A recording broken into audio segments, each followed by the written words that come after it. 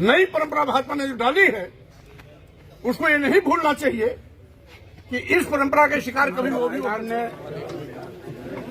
जो ज्यादती इस देश के और उत्तर प्रदेश विशेष रूप से उत्तर प्रदेश नीचे करो और नीचे करो वरिष्ठतम और नीचे नेता श्री आजम खान साहब के साथ दुर्भावनापूर्ण कार्रवाई की गई। वाकई में वो रूप से तानाशाही रवैये की शिकार भाजपा सरकार ने आपके साथ भेदभावपूर्ण जो बर्ताव किया है उसकी जितनी भी निंदा की जाए उतनी कम है। जो आज जीत बो रही है, जो बदले की भावना से कार्रवाई कर रही है, हम समझते हैं बदले की भावना से कार्रवाई करने का लोकतंत्र में प्रयत्न भी सरकार की एक सोची समझी साजिश के तहत, जैसा कि वो हमेशा हिंदू मुस्लिम मस्जिद मंदिर मुद्दा बनाए रखना चाहती है, उसी के तहत भाजपा की साजिश के फलस्वरूप बरेली की घटना में जो भी घटित हुआ है वो भाजपा सरकार की देन है। आजम खां को लेकर चर्चाएं बंद होने का नाम नहीं ले रही। आजम खां से जब कोई नेता मुलाकात करता है तब एक नई चर्चा जन्म लेती है। अखिलेश यादव के बाद अब स्वामी प्रसाद मौर्य की मुलाकात से यूपी की सियासत में फिर से गर्माहट पैदा हो गई। राजनीतिक विश्लेषकों का कहना है कि इन मुलाकातों से यूपी की सियासत में नए समीकरण बनने के संकेत हैं।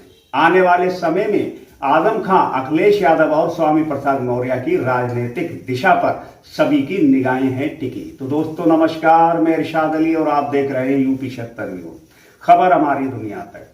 बस आपसे एक ही निवेदन है, यदि आप हमें फेसबुक पर देख रहे हैं तो फॉलो करें और यदि यूट्यूब पर देख रहे हैं तो चैनल को सब्सक्राइब करके घंटी वाला बटन जरूर दबाएं।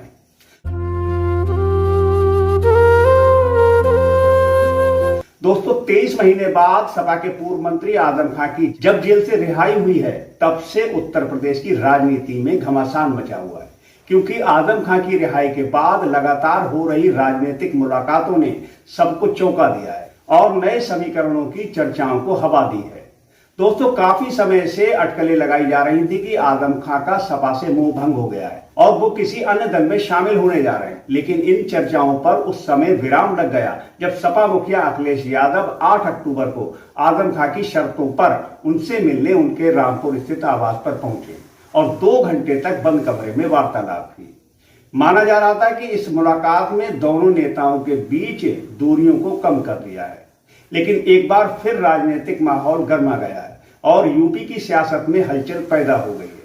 और वो इसलिए क्योंकि अब यूपी के बड़े नेता व पूर्व मंत्री स्वामी प्रसाद मौर्य ने आजम खां से मुलाकात की है। सूत्रों की माने तो दोनों नेताओं ने घंटों तक वार्तालाप की और ये मुलाकात काफी अहम मानी जा रही है। दोस्तों भले ही ये शिष्टाचार भेंट हो, लेकिन राजनीतिक गलियारों में नई रणनीति और संभावित गठजोड़ की चर्चाएं तेज हो गई। तो आइए देखते हैं कि आजम खां से मुलाकात के बाद स्वामी प्रसाद मौर्य ने मीडिया को क्या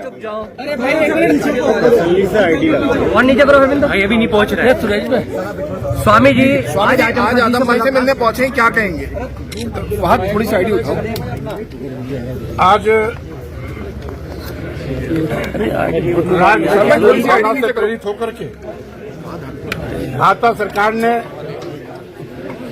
जो ज्यादती इस देश के और उत्तर प्रदेश विशेष रूप से उत्तर प्रदेश नीचे करो और नीचे करो वरिष्ठतम और नीचे नेता श्री आजम खान साहब के साथ दुर्भावनापूर्ण कार्रवाई की गई। वाकई में वो तंत्र चिंतनीय है और इतने बड़े नेता को मुर्गी चोरी, भैंस चोरी जैसे छोटे और घटिया आरोप लगा करके लंबे अंतराल तक जेल की सलाखों में रखा। हम समझते हैं मोबाइल थोड़ा सा इतनी दरिंदगी तो इमरजेंसी में भी किसी नेता के साथ नहीं हुई थी। जो दरिंदगी आजम खान साहब के साथ हुई है, एक तरीके से वो लोकतंत्र पर बदनुमा दाग है। स्वाभाविक रूप से तानाशाही रवैये की शिकार भाजपा सरकार ने आपके साथ भेदभावपूर्ण जो बर्ताव किया है उसकी जितनी भी निंदा की जाए उतनी कम है। आपके साथ जो जुल्म जाति अत्याचार अन्याय हुआ है, सरकार ने बदले की भावना से जो हिंसात्मक कार्य किया है, उसकी मैं घोर निंदा भी करता हूं। और आज की ये मुलाकात विशुद्ध रूप से औपचारिक भेंटवार्ता है, क्योंकि लंबे अंतराल के बाद माननीय न्यायालय द्वारा जमानत पर आप जेल से बाहर आए हैं। स्वाभाविक रूप से जो भी वैचारिक लड़ाई लड़ते हैं, ईमानदारी से पूरी राजनीति में जिन्होंने अपना समय गंवाया, ऐसे नामी गिरामी नेता आजम खान जी के साथ दुर्भावनापूर्ण की गई कार्रवाई हम समझते हैं न केवल निंदनीय है, लोकतंत्र में अक्षम्य भी है। इसकी घोर निंदा करता हूं। और साथ ही साथ भाजपा सरकार जो आज बीज बो रही है, जो बदले की भावना से कार्रवाई कर रही है, हम समझते हैं बदले की भावना से कार्रवाई करने का लोकतंत्र में कोई स्थान नहीं है। नई परंपरा भाजपा ने जो डाली है, उसको ये नहीं भूलना चाहिए कि इस परंपरा के शिकार कभी वो भी हो सकते हैं। इसलिए राजनीति विचारधारा की होती है, विचारधारा आधारित राजनीति ही राजनीति कहलाती है। राजनीति में न कोई शत्रु होता है, न कोई मित्र होता है। वैचारिक रूप से हम सभी एक दूसरे दलों में रह के काम करते हैं, लेकिन जब हम राजनीति के मन से बाहर होते हैं तो हम सभी एक होते हैं।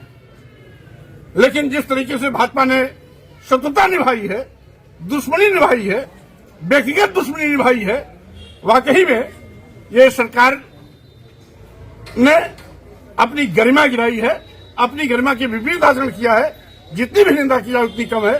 स्वाभाविक रूप से आज मैं आजम खान साहब से जो वरिष्ठतम नेता है, असेंबली में लंबे अरसे तक 1 दर्जन बार तक जो विधायक रहे हैं, राज्यसभा लोकसभा में सांसद रहे हैं, जिनकी इतनी लंबी राजनीति रही हो, उनके साथ जो घिनौना कृत्य किया गया है, वाकई में दुखद भी है, निंदनीय भी है और लोकतंत्र में यह कलंक भी है। हम समझते हैं भाजपा सरकार को ऐसी घटिया हरकतों से बाहर आना चाहिए।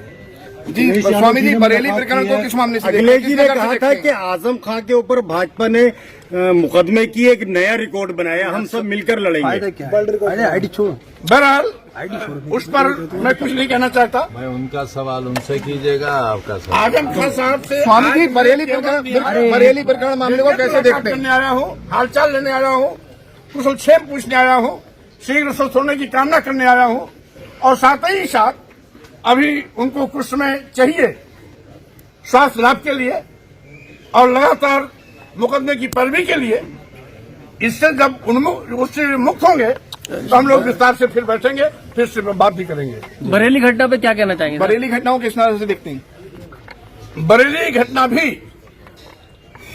सरकार की एक सोची समझी साजिश के तहत, जैसा कि वो हमेशा हिंदू मुस्लिम मस्जिद मंदिर मुद्दा बनाए रखना चाहती है, उसी के तहत भाजपा की साजिश के फलस्वरूप बरेली की घटना में जो भी घटित हुआ है वो भाजपा सरकार की देन है।